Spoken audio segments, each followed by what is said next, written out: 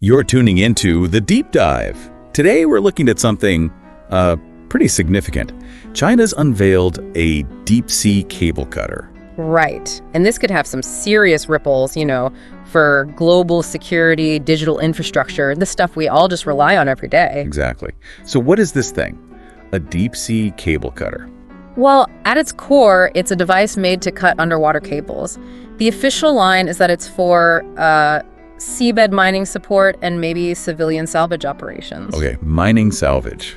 Sounds, well, practical enough. It does, but here's the thing. That's where it gets a bit more complicated and, frankly, concerning for a lot of people. How so? Because this tech, it inherently can be used to intentionally cut communication lines, maybe even power cables.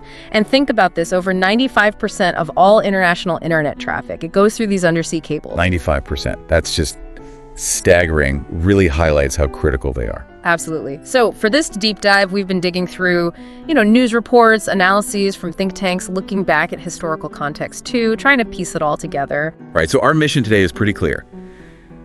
Understand what this gadget can actually do. Figure out why it's making waves internationally and what the potential fallout could be for global security, for the digital world you depend on. Let's start with the device itself then. What do we know about this cutter? Okay, and where did it come from? It's developed by the China Ship Scientific Research Center, CSSRC. And the really critical part, its ability to cut through those very tough underwater power and communication lines, the backbone of global connectivity. And these cables are seriously robust, aren't they? Not just simple wires, engineered to withstand the deep sea. Oh, yeah. So the fact that this device can actually sever them, that capability alone is significant. But there's more to it, right? Something about the depth. Exactly. That's what really makes this stand out. It's operational depth. It can go down and work at depths of up to 4,000 meters. 4,000 meters. Wow. Can you put that in perspective for us? Why is that number so important? Well, think about it like this.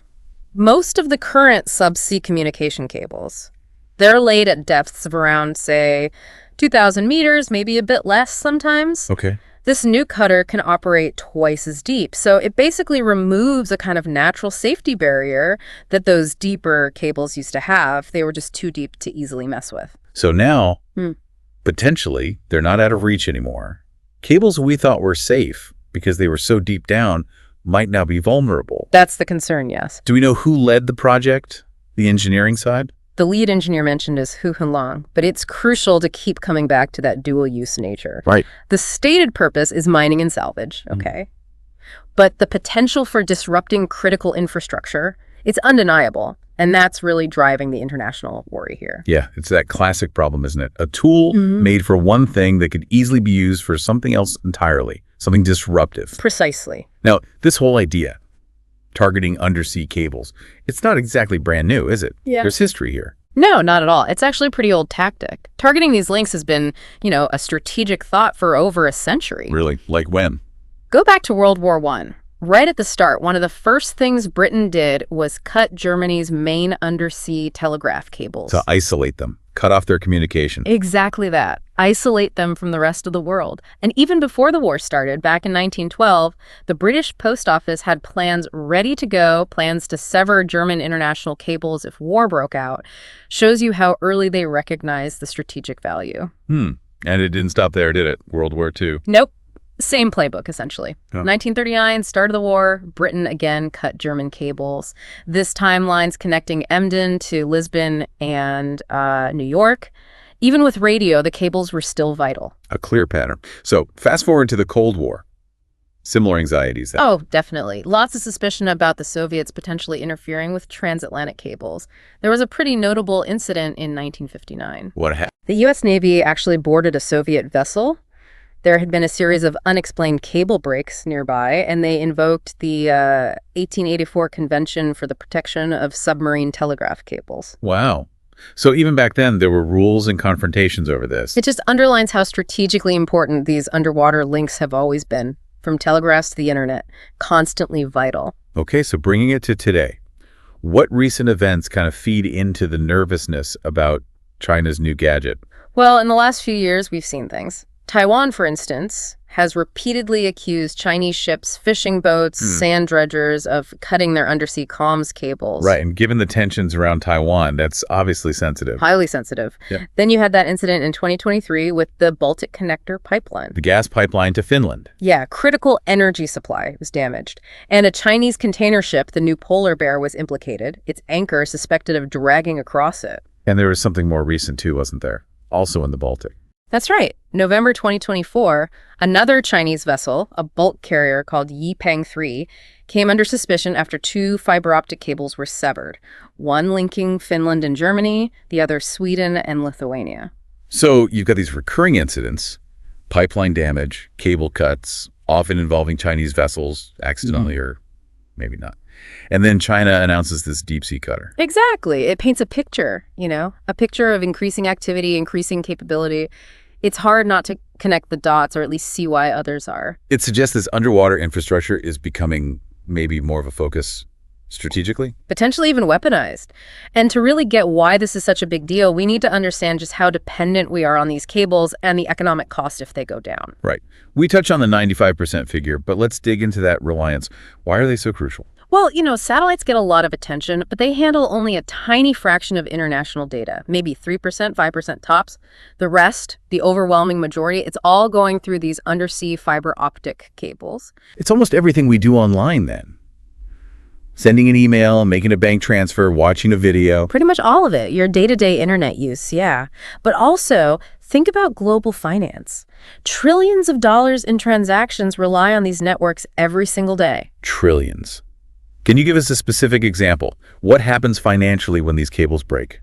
Sure. There was an incident in March 2024. Several cables were cut off the coast of West Africa. Nigeria, just one country, reportedly lost over $590 million in economic activity in just 4 days because of the disruption. Wow, nearly $600 million in 4 days. That's huge. It gives you a scale of the immediate impact. And what does it even cost to fix one of these things? A single repair job can easily cost anywhere from, say, $1 million to $3 million. Just for one fix? Yeah. And if you zoom out, look at the global cost of internet shutdowns, deliberate or accidental. The estimate for 2024 was around $7.7 billion. So it's the repair cost plus the massive economic fallout. What makes them so vulnerable? Is it mostly accidents? Historically, yes. Accidental damage from fishing gear, ship anchors. That's still the most common cause. But the worry about intentional tampering is definitely growing, especially in, tense geopolitical areas. And the network is just vast, isn't it? It's enormous. Over 1.3 million kilometers of cable, more than 600 different cable systems active or planned. Trying to guard all of that all the time is practically impossible. Like protecting a spider web wrapped around the planet underwater. That's a good way to put it. And it's not just data. We're increasingly using undersea cables for power, too.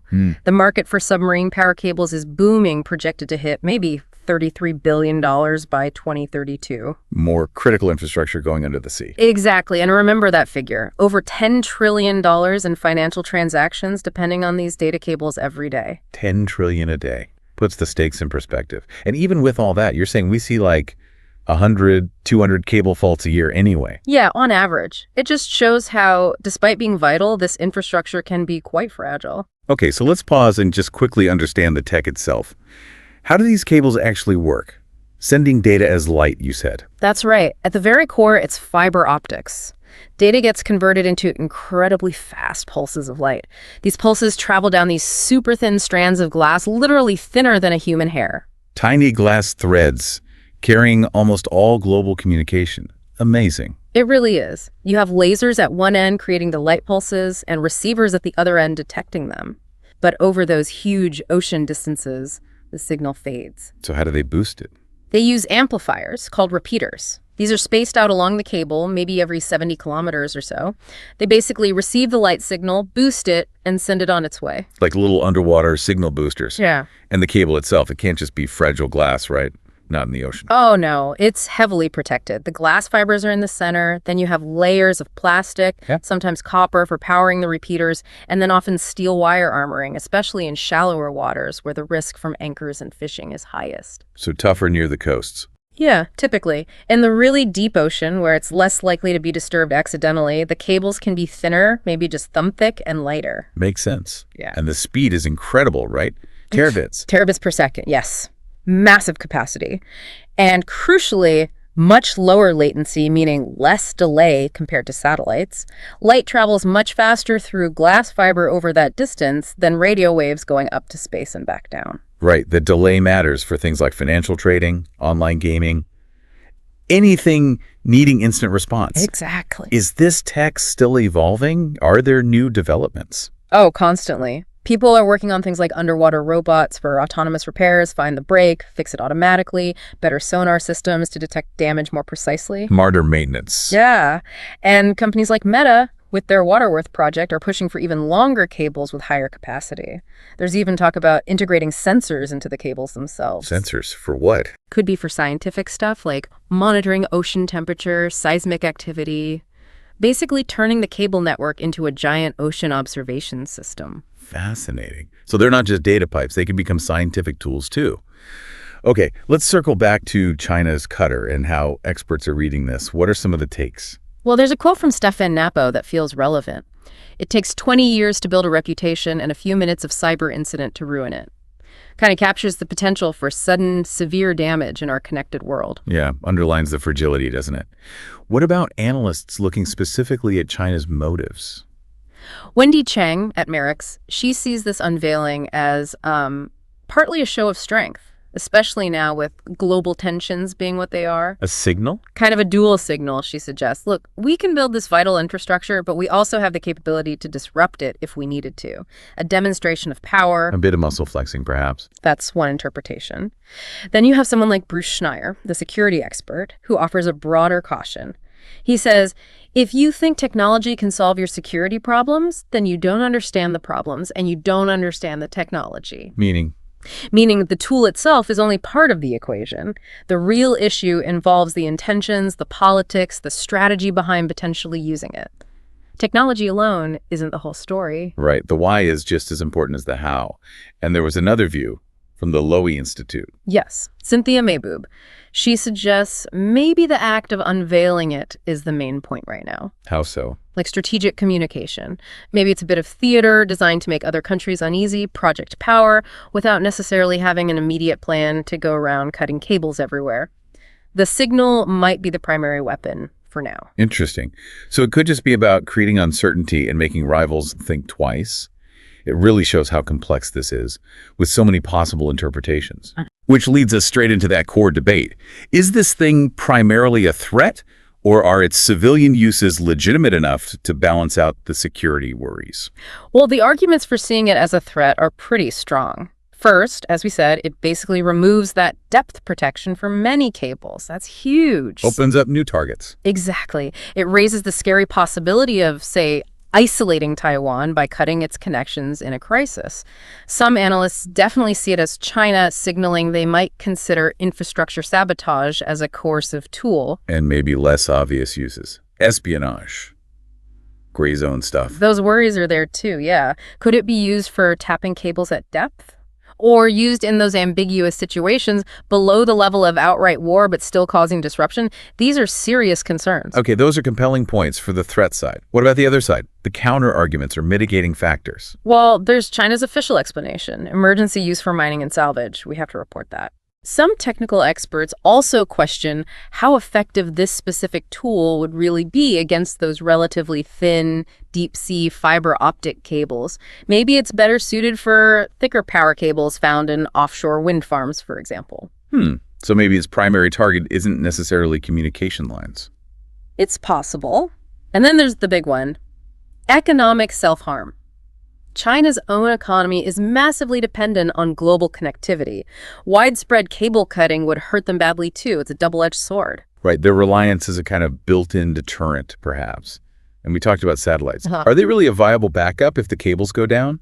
Not really, not on a large scale. The bandwidth just isn't there. Satellites can't handle the sheer volume of data the internet pipes through cables. And satellites are vulnerable too, right, in a conflict? Absolutely. They'd likely be among the first targets in a major conflict. So there's no easy fallback if the undersea network is seriously compromised. Okay. So for our listeners who want to dig even deeper into the world of undersea cables, are there any good resources you'd point them towards? Yeah. A couple of books come to mind. Nicole Starosielski's book, The Undersea Network, is really comprehensive, covers the history, the tech, the politics, very thorough. Okay, the undersea network. And another one, a collection edited by Bernard Finn and Docking Yang called Communications Under the Seas. It gives a great historical look at how the cable network evolved and its impact over time. Excellent. Good starting points for anyone whose interest is piqued. So, as we wrap up this deep dive, what are some final thoughts or broader questions we should leave people with regarding this cable cutter? Well, beyond just cutting, you wonder, could this tech have other uses? Maybe for really detailed mapping of the ocean floor. That could give strategic advantages, underwater intelligence. Knowing the seabed better than anyone else. Or could it be used for more subtle monitoring? Listening in on communications at depths that were previously thought unreachable. That raises espionage flags, doesn't it? And the fact they announced it so publicly is interesting, too. Was that the strategic move? To see how other nations react, maybe get them to reveal their own underwater surveillance capabilities in response. Provoke a reaction to gauge capabilities. Yeah. That's a really intriguing angle. It feels like there's a lot more going on here than just the tool itself. I think so. The full implications, the long game. Yeah. It's probably way more complex than we can fully see right now. It's definitely a fascinating and, maybe concerning game unfolding down there in the deep. Okay, so let's quickly summarize what we've covered. China's deep-sea cable cutter. It adds a whole new layer, a new dimension, really, to global security concerns. It creates this tangible ability to potentially disrupt vital digital lifelines at unprecedented depths. And we've talked about that dual-use nature, the official story mining, salvage, versus the potential for strategic disruption that has everyone worried. The history matters too, doesn't it? Targeting cables isn't new, but recent incidents combined with this new tech really amplify the current unease. And underpinning all of this is our incredible reliance on these cables. We saw the economic figures disruptions are hugely costly, potentially catastrophic on a large scale. Which leaves us with a final thought for you, the listener. In our hyper-connected world, how might this capability, the potential for deliberate deep-sea disruption of the networks that bind us together, how might that reshape international relations, the balance of power, in the years ahead? It's definitely something worth keeping a close eye on. The game beneath the waves is changing.